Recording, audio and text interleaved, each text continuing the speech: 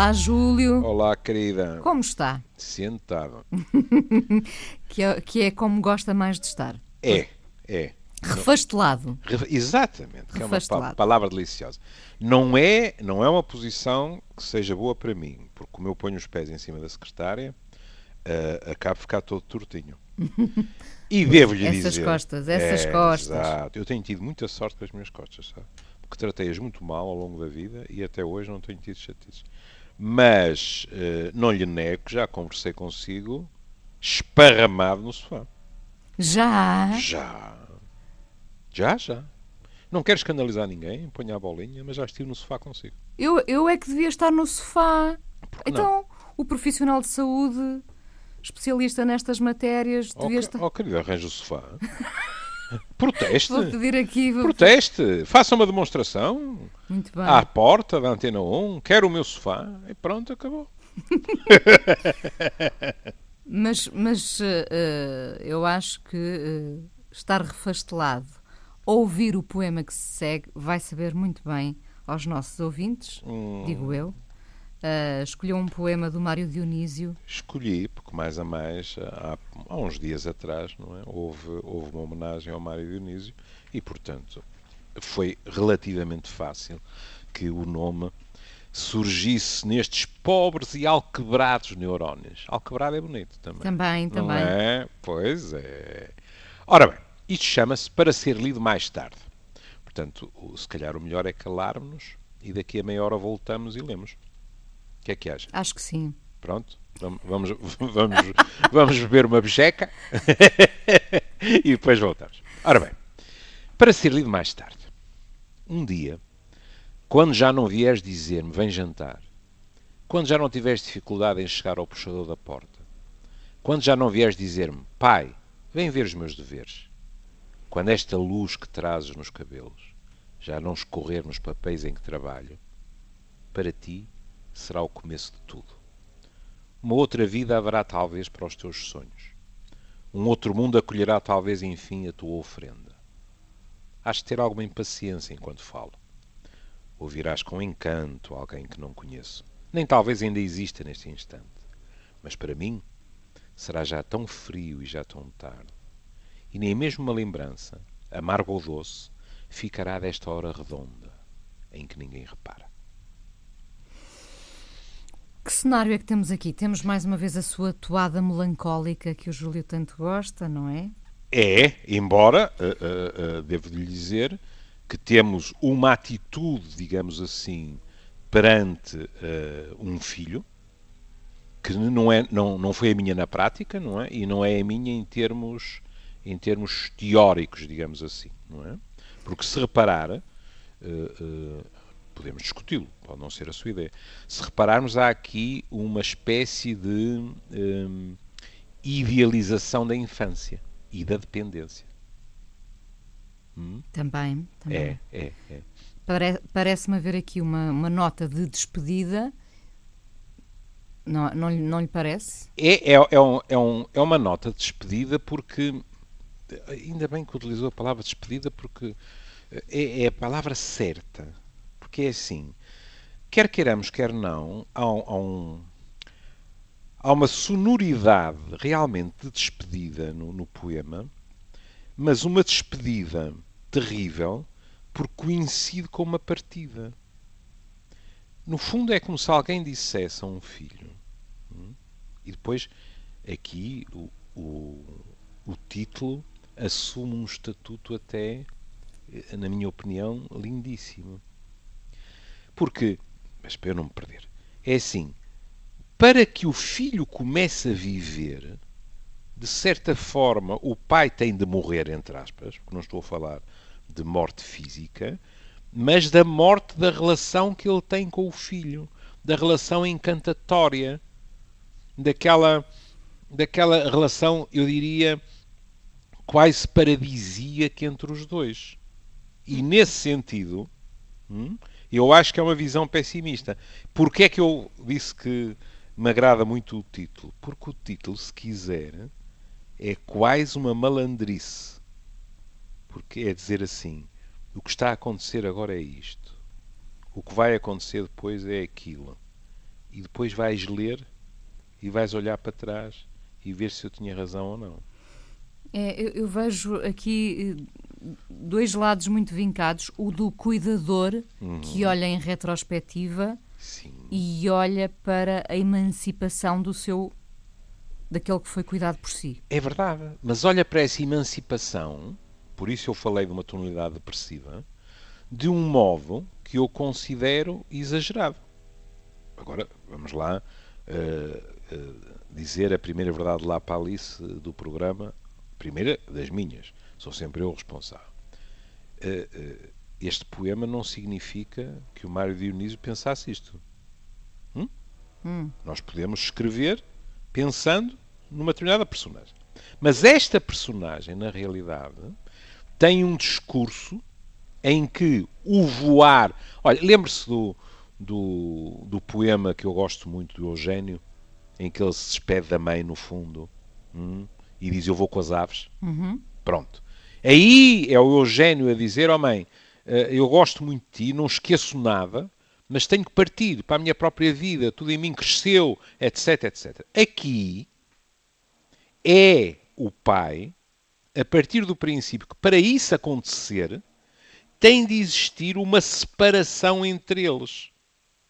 De tal forma que há um verso em que é afirmado, quando essa vida começar e acontecer, mas para mim será já tão frio e já tão tarde.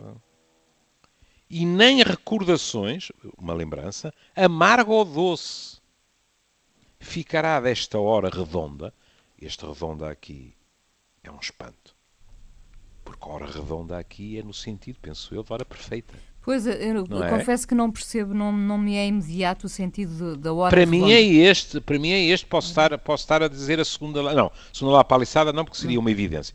Portanto, estou a dizer, já disse a primeira lá paliçada e agora disse a primeira asneira. Pronto, estou com um ritmo bom hoje. Hora redonda. Hora redonda, sem convexidades, sem ângulos que nos podem ferir, percebe?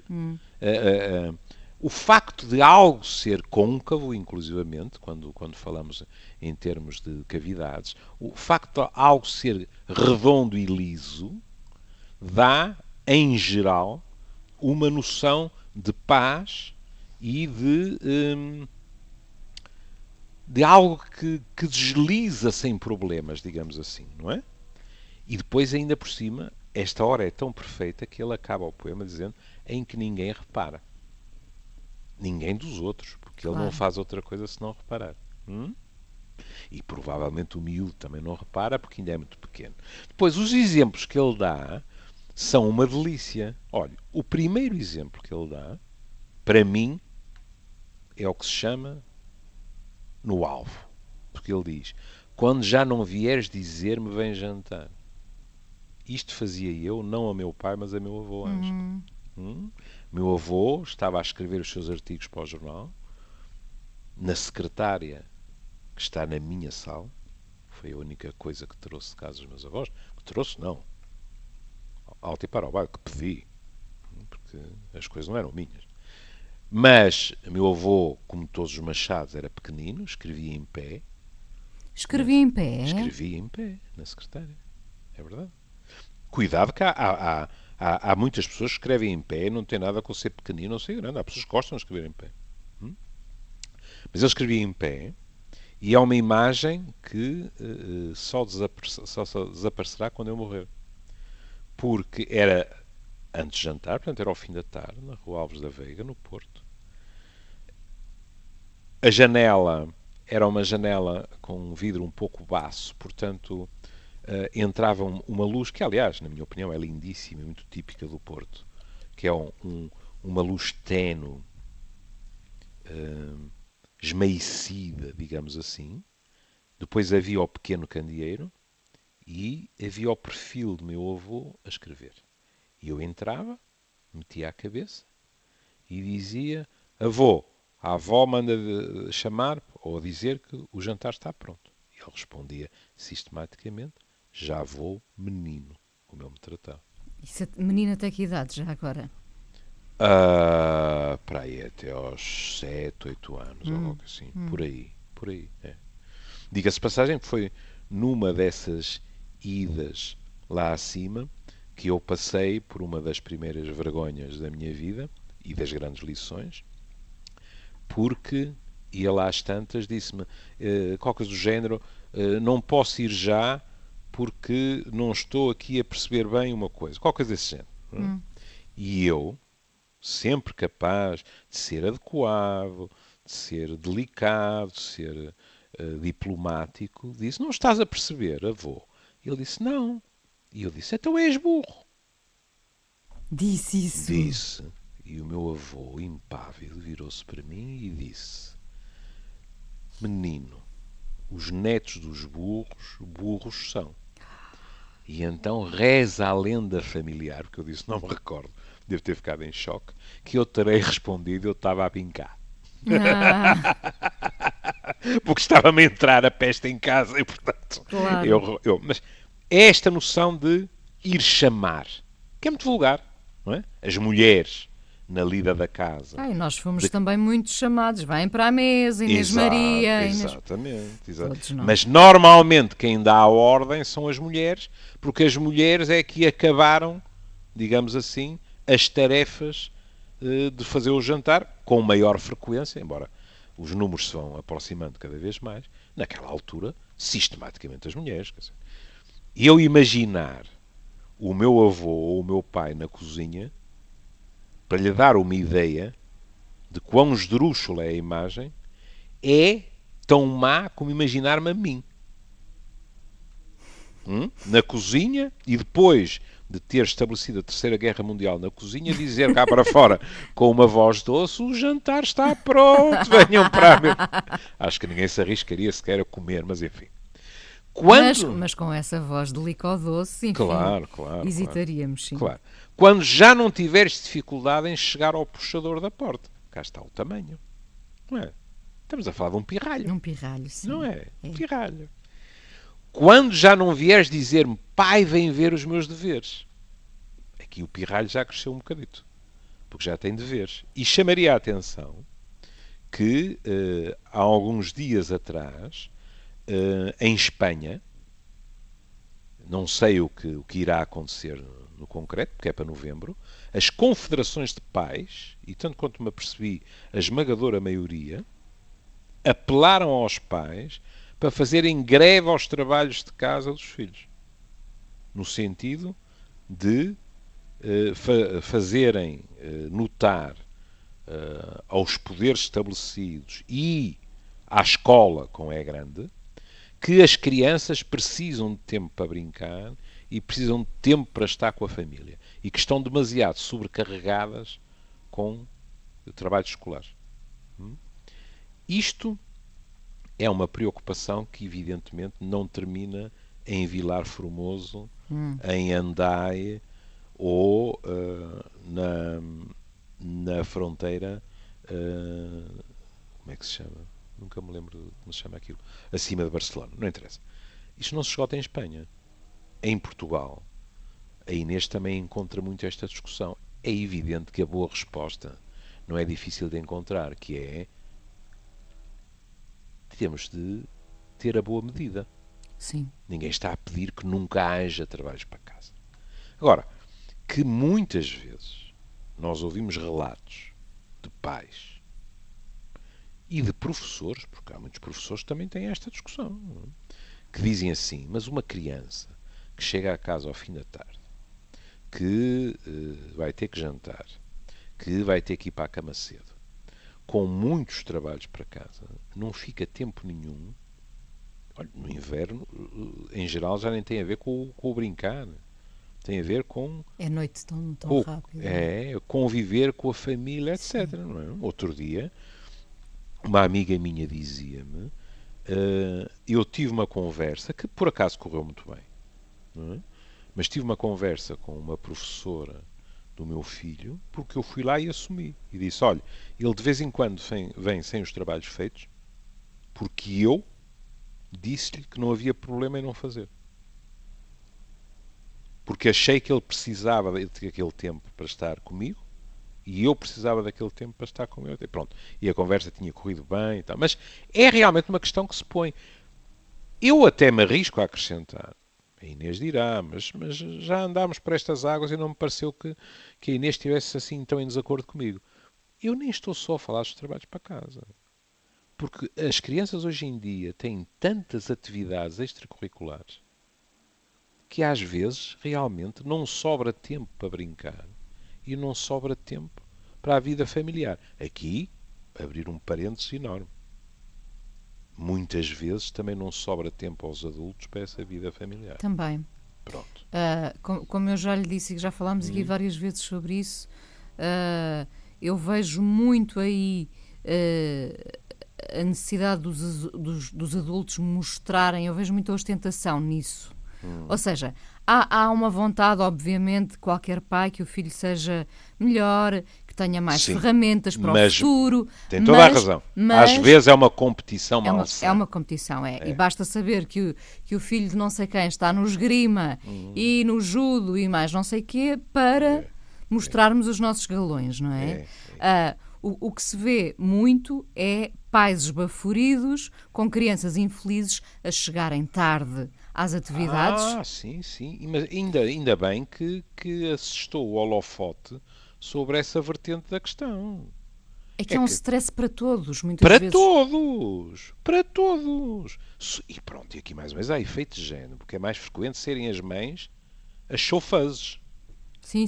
E eu ouço mulheres que me fazem descrições, sobretudo ao sábado, porque o domingo em geral as coisas são mais pacíficas, mas do que é o sábado delas a correr. E depois, muita gente não tem só um filho. Exatamente. E depois não se esqueça de outra coisa, que é, ao sábado, quando as crianças até podiam dormir um bocadinho até mais tarde, lá estão as crianças a serem, muitas vezes, acordadas para irem para a atividade X. Pronto. E agora, a nenhum de nós ocorre ser fundamentalista. E eu não sou dorminhoca, eu acordo cedo. Mas... Eu já fui. Já foi dorminhoca. Eu nunca fui. Pronto, eu já fui. Nem a Inês estamos a ser fundamentalistas. Deus nos livre de, por exemplo, estar a cercear o prazer de uma criança que gosta de ir para isto ou para aquilo. Claro. O que eu estou a dizer é que há muitas crianças que não é preciso mais que 5 ou 10 minutos para perceber que algumas daquelas atividades são sentidas por elas como obrigações. Que não lhes dá prazer. Onde elas não encaixam. Exatamente. Pronto. Bom.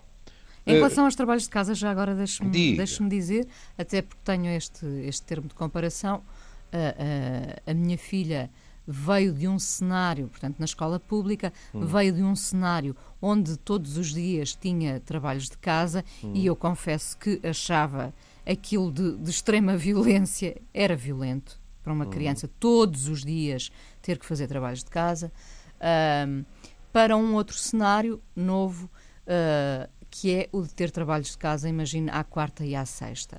Isto faz toda a diferença, porque à sexta, de facto, têm tempo para fazer os trabalhos de casa durante o fim de semana, não é? Sim. E têm ali a quarta-feira, o dia a meio da semana, também como uma chamada de atenção para os trabalhos que têm que ser feitos. Mas muitas vezes eu vi esta questão dos trabalhos de casa como quase uma punição, que é, tens a escola, vais para casa e não podes ter só prazer, não é? Não é para eu ser uma hedonista, não é? Ou seja, é chamar os miúdos à responsabilidade, e isso é bom, embora se possa fazer também de outras formas, não é? A mim custa-me ver uma criança infeliz a ter que fazer uma coisa que não gosta, mas, enfim, é a vida, não é? Mas, sobretudo, eu via esta questão dos trabalhos de casa diários, e eram muitos, como um dever. Não é à toa que no Norte se diz muito... Fazer os deveres. Os deveres. Eu sempre disse isso. Pois, mas cá não se diz. Pois. Não é? Passámos todos a dizer os TPCs, os trabalhos para casa. Eu não sei se isso é bom, a questão do dever, ou dos deveres, neste caso. Sabe que a notícia de Espanha, como sabe, eu, na medida do possível, depois tento ler os comentários. Sim. Porque, tirando os comentários nos jornais online portugueses, quando se trata de futebol, em que eu continuo a pasmar com as coisas que se põem lá e como é que os jornais permitem aquilo.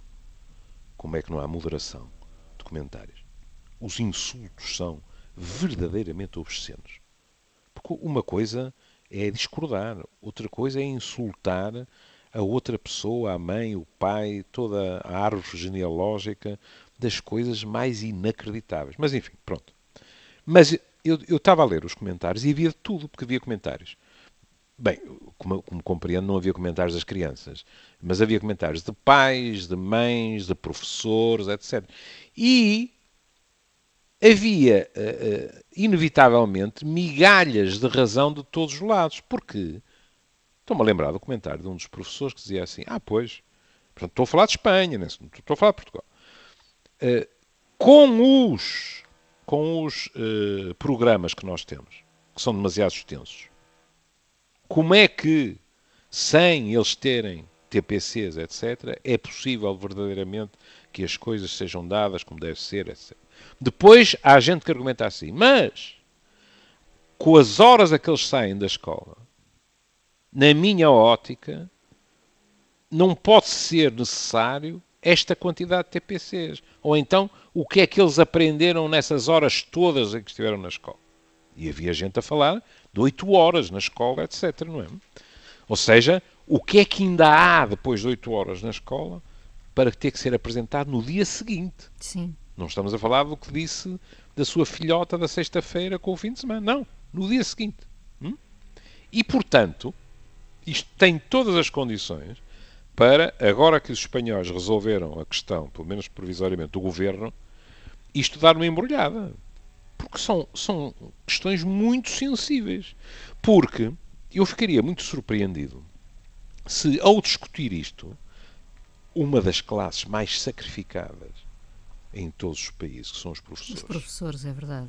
Não venham também dizer, mas já agora vamos aproveitar para fazer outra coisa, que é, vamos ver também a extensão dos programas, a sua integração, os horários dos professores, etc, etc. Porque isto tem que ser visto como um todo. Não se pode estar a pegar aqui ou acolá, porque senão é como nos balões. Você carrega no balão e o balão incha do outro lado. Não pode ser. Bom, voltemos ao poema. Pois há aqui 2 versos lindíssimos. Já agora, diga, Júlio, para isto acabar tudo da melhor forma. Já vamos acabar? Não, olha não, que bom. não. Olha que bom. Olha não, que sobre bom. esta questão é muito complexa dos trabalhos de casa, não é? Dos TPCs. E eu acho que os miúdos, lá está, têm que ser chamados sempre à responsabilidade. Não? É evidente. É evidente. A minha mãe dizia-me, eu e o teu pai trabalhamos, o teu trabalho é estudar. Claro. Pronto. Mas não há, era isso que eu queria dizer, não há melhor aprendizagem do que aquela que se faz com prazer. Por isso é que os bons professores nos ficam sempre na memória. Pois ficam. Porque nos passaram aquilo que nós tínhamos que saber com outros encantos, não é? Com prazer. Quero um exemplo. Diga. Que me corta ao coração. A Inês sabe como eu gosto de história. Foi, aliás, a minha escolha da adolescência era histórico-filosóficas, que nessa altura eram juntas. Pronto, e depois a minha mãe deu uma volta, sem eu sequer perceber que ela me tinha dado a volta, o que prova a competência. E olha, até vou ser justo, se calhar sem se aperceber que me estava a dar a volta, porque em muitas ocasiões minha mãe estava a pensar em voz alta, sendo eu filho único, com uma entristecia que aquilo que era a construção do meu pai terminasse, que era o laboratório de análise, em que meu pai conseguiu fazer algo de impossível naquela altura, que era ter prejuízo. Porque fazia tantas borlas. Fazia muito. Meu pai era uma catástrofe ambulante em termos de ganhar a vida. Porque meu pai verdadeiramente só gostava de dar aulas. E de ler. E de aprender. E de conversar. E tinha um laboratório de análises. E depois, no laboratório de análises, ele fazia descontos a pessoas que lhe parecessem um pouco mais apertadas. Depois tinha os acordos com os sistemas de saúde, o que também fazia com que as análises fossem mais baratas. E depois, a verdadeira pièce de résistance deste talento do meu pai, não para a cozinha, mas para perder dinheiro. Isto estou a falar de uma altura em que os laboratórios de análises ganhavam muito dinheiro. Então meu pai tinha horror às multidões dentro do laboratório. Porque, já lhe aconteceu. Nós vamos a um laboratório tirar sangue. Sim. Ou entregar também a nossa urina, etc, etc. Pronto. E nessa altura eu lembro-me de ir fazer análises. Eu não fazia análises no laboratório do meu pai. Eu lembro de ir fazer análises e às vezes a fila de pessoas à espera começava no corredor de tal forma que a porta do laboratório não estava fechada. Pronto. Eu lembro como se fosse hoje que à 12ª pessoa, o meu pai ia pessoalmente à porta. Não ia nenhuma das colaboradoras, ia pessoalmente, fazia o seu melhor sorriso e dizia: hoje já não podemos atender mais ninguém. Mas 3 portas abaixo tem o laboratório do meu colega fulano de tal, que é de uma competência imaculada. 12 pessoas. Ora, isto, como é evidente, era impensável, de tal maneira que meu pai punha dinheiro do que ganhava na faculdade para cobrir aquele que perdia no laboratório. Pronto, era uma coisa de um talento extraordinário. Não é? Mas também, minha querida, um homem que durante anos deu, se bem me lembro, 400 ou 500 escudos a um homem, porque ele era antigo colega, eu já lhe contei isto, era antigo colega de carteira do meu avô, até ao dia em que a minha mãe foi ao laboratório e descobriu que o outro nunca tinha conhecido o meu avô. Não me diga. Estou-lhe a dizer. Isto é rigorosamente verdadeiro. Seu pai foi engrupido? Completamente. E isto durou anos, não durou 3 ou 4 meses. E quando a minha mãe, perante o desastre financeiro que ali acontecia, a minha mãe disse: vou passar eu a ir para lá escrever à máquina. O que era, como é evidente, um understatement, como dizem os anglo-saxónicos. Minha mãe foi lá e pôs aquilo na ordem.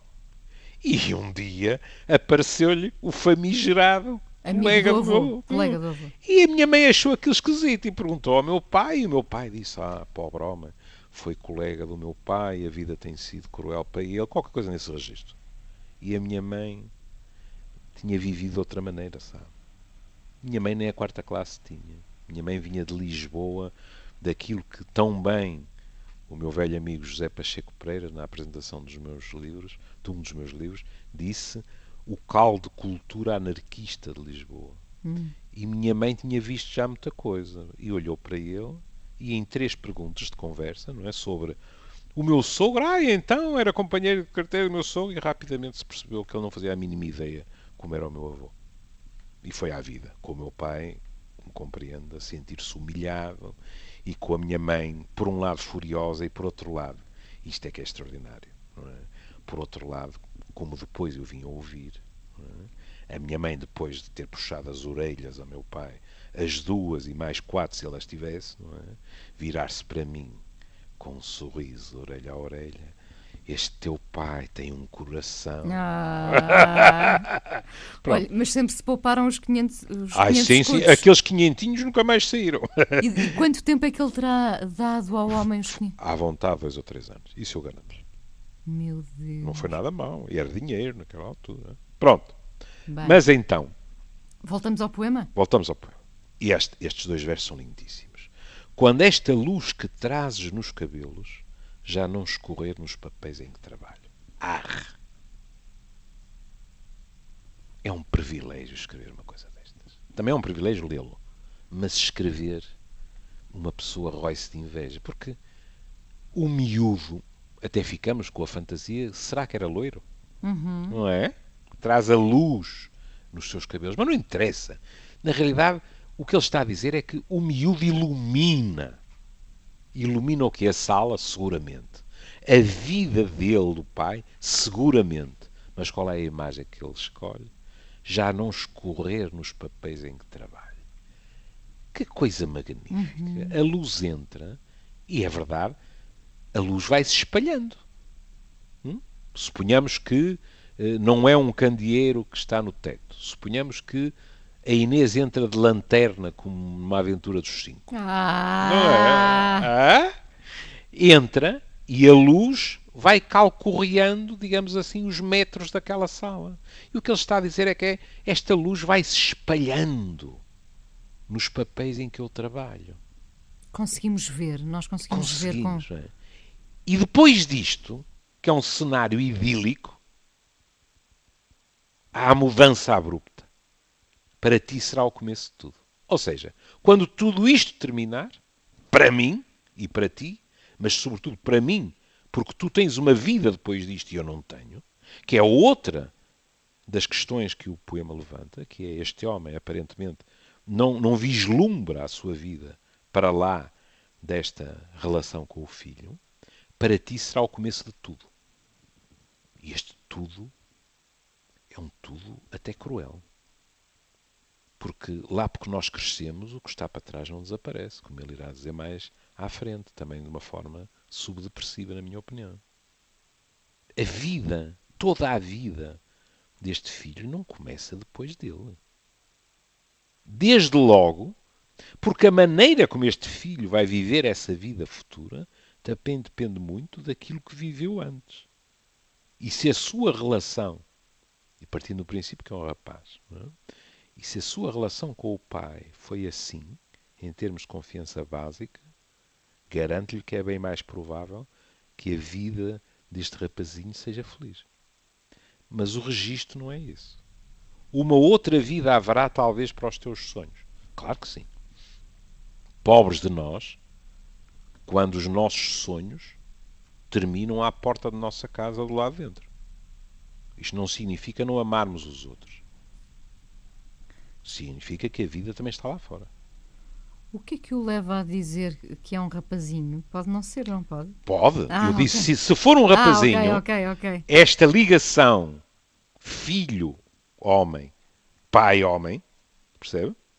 Porque os psis têm muita tendência para dizer, e na minha opinião ainda mais nos homens, que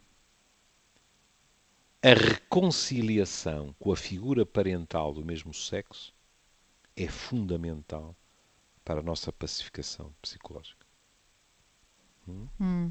Tratando-se de homens, com todas as paranoias que os homens têm, etc., na minha opinião, isso ainda se põe de uma forma mais aguda. Isto poderia levar-nos a uma discussão curiosa entre como é que as coisas são. Porque se reparar,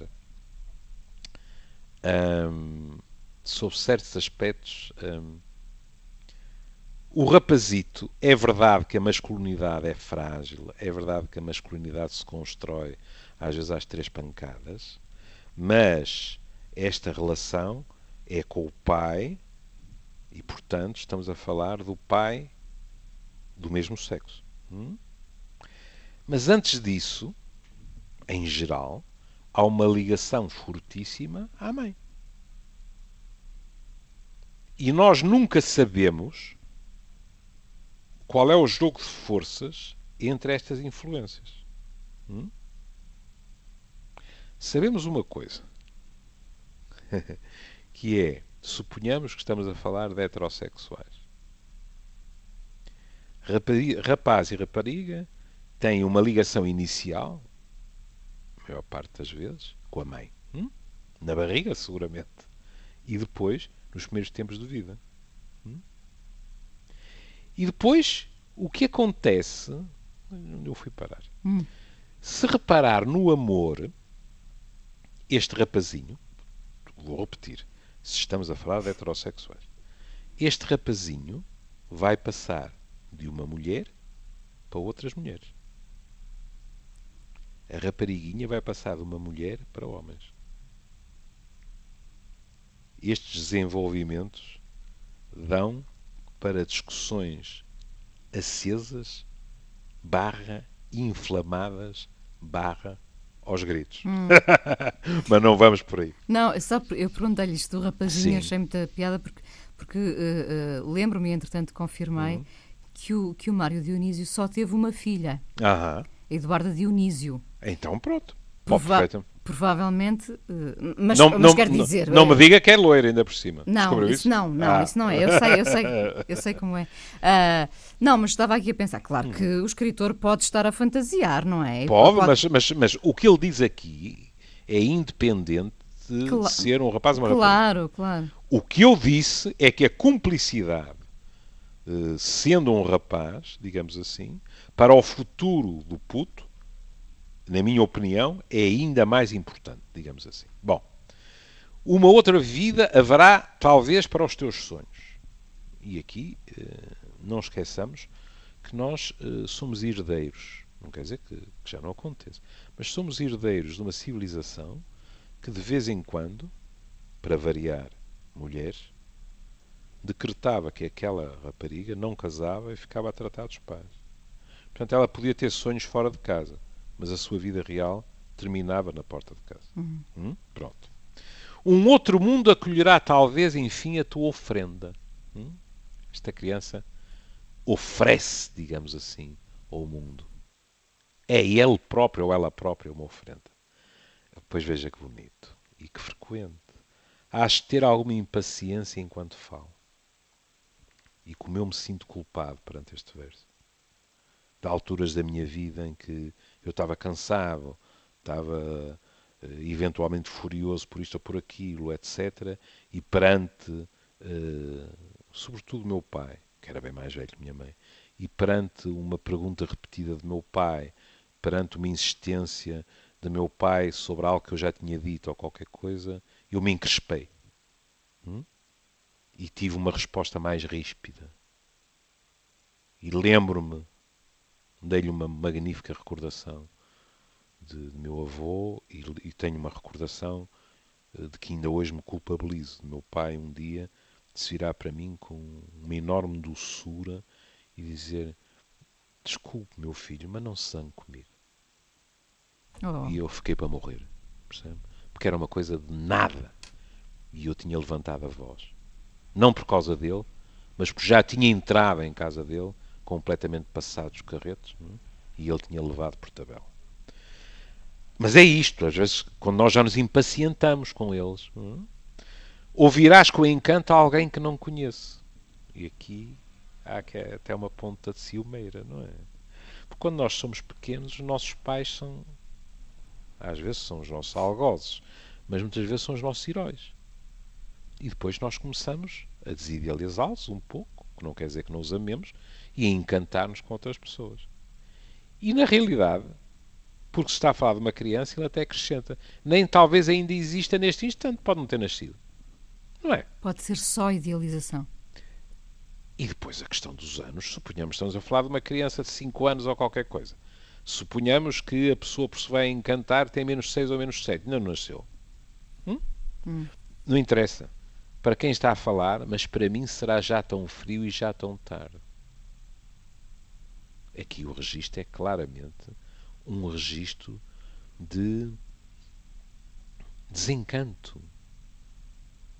Esta pessoa está, de certa forma, descoroçoada. É engraçado porque é aquela coisa do sofrimento por antecipação, não é? Porque a criança ainda não cresceu, a vida ainda não foi toda vivida, não é? E nada garante que, para ser vivida, tenha que ser esquecido Claro. do que aconteceu entre eles. E a seguir cá vem. E nem mesmo uma lembrança. É curioso que eu até escrevi, estava a ler o poema e escrevi ao lado. Impensável. E nem mesmo uma lembrança amarga ou doce ficará desta hora redonda. Oh, Messa!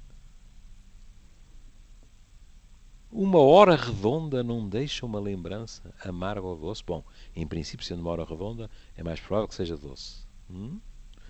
Mas é evidente que, olha, e eu estou à vontade porque devo-lhe dizer que, e acho que o meu psicanalista sorriu muitas vezes nas minhas costas em silêncio, acho eu, porque eu sou um daqueles casos com amnésias infantis muito, muito marcadas. Eu tenho pouquíssimas recordações de infância. E isso, na análise, fazia-me sentir completamente inferiorizado. Porque tinha amigos meus e amigas minhas que diziam: pá, eu outro dia estive a falar numa coisa que me aconteceu aos 3 anos. E eu pensava: aos 3 anos, pá, mas isso para mim é o fundo do poço, pá. Não me lembro, pá, não me lembro. E achava que era um analisando de segunda categoria, não é? Ou de terceira apanha. Mas... Será que gostou mais de ser adulto do que ser criança? Se pergunta ao psicoterapeuta, cuidado, não é? Eu tenho sempre o cuidado de dizer que o homem que foi mais tempo meu patrão, e gosto de acreditar no desempenho das suas funções, meu amigo também, o professor Eurico Figueiredo, quando eu saí de psicanálise, o que não é sinónimo de dizer quando acabei psicanálise, bom, mas quando deixei de ir ao psicanalista, ele sorriu-se e disse: bom, nunca pior. Foste para lá há 4, saíste lá há 3. O que é melhor, realmente. Mas era a noção, que aliás é verdade, quer dizer, uma análise verdadeiramente nunca termina. Quantas vezes eu hoje em dia, na minha cabeça, converso com o meu psicanalista. Pronto, essas coisas continuam, digamos assim, de certa forma. Agora, se me perguntam a opinião, pronto, e agora permitir-me-á que determinadas coisas não sejam postas em cima do microfone, eu acho que houve coisas no meu trajeto de infância que fizeram com que eu reprimisse brutalmente determinados afetos e, portanto, fosse um buraco negro. Um autobloqueio. Sim. E penso que uma das principais razões,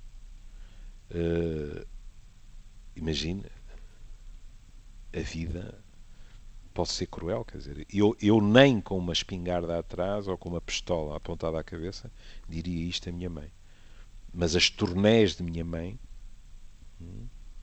a posteriori, porque eu não tenho a recordação, percebe? Mas a posteriori, quando eu penso nisso, é impossível que não me tenham dado uma sensação de profundo abandono, percebe? Porque a minha mãe não estava lá. Pois não, coitada, estava a ganhar a vida para nós. Porque a minha mãe ganhava bem mais que o meu pai, que não ganhava quase nenhum, percebe? Mas uma criança não faz esse tipo de raciocínios. Não é? E, portanto, e por uma coisa que meu pai me contou, que foi, minha mãe esteve em turnê pela América do Sul, e a turnê foi muito longa. Qualquer coisa como 6 a 7 meses. E quando minha mãe voltou, eu terei dito à minha mãe: oh mãe, tiveste tanto tempo longe, pá, aí um mês, não foi? Ou seja, eu tinha na minha cabeça encurtado aquilo, percebe? E isto cheira logo a muito esturro. Cheira a que durante aqueles 6 ou 7 meses, na cabeça de uma criança de 3 ou 4 anos, não de uma forma lógica, mas a pergunta é: para onde é que ela foi? Porquê é que me deixou? O que é que eu fiz de mal? E repare que eu tinha a minha avó, não é? Que cuidava de mim de uma forma verdadeiramente ternurenta. Não é? Mas nós temos os nossos refúgios em criança, não é? E em adulto também. Mas e em... mãe é mãe. Não é? E Claro, mãe é mãe. claro. E depois o verso final, como eu lhe dizia há bocado, em que ninguém repara.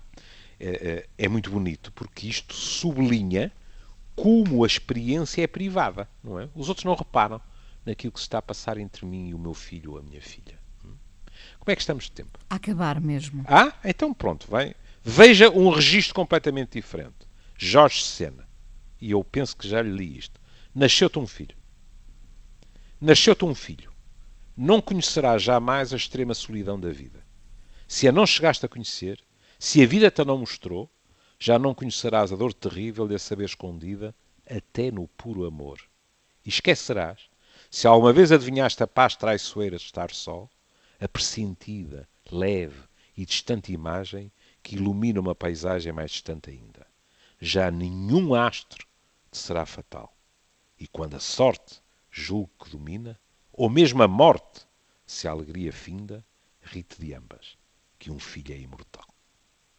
Bonito. É lindíssimo e é uma visão completamente diversa, que é, nasceu-te um filho é imortal e aquilo que ele traz à tua vida não pode terminar. É irreversível. Percebe? E posto isto, vamos ao Fausto, de quem eu gosto muito. Lembra-me um sonho lindo do álbum Por Este Rio Acima. Vamos a isso? Estava a pensar, não sei se não será o meu álbum favorito. Sim. Não sei se é não um será. grande disco. É um grande disco. Sim, querido, obrigado. Bela beijinho. escolha.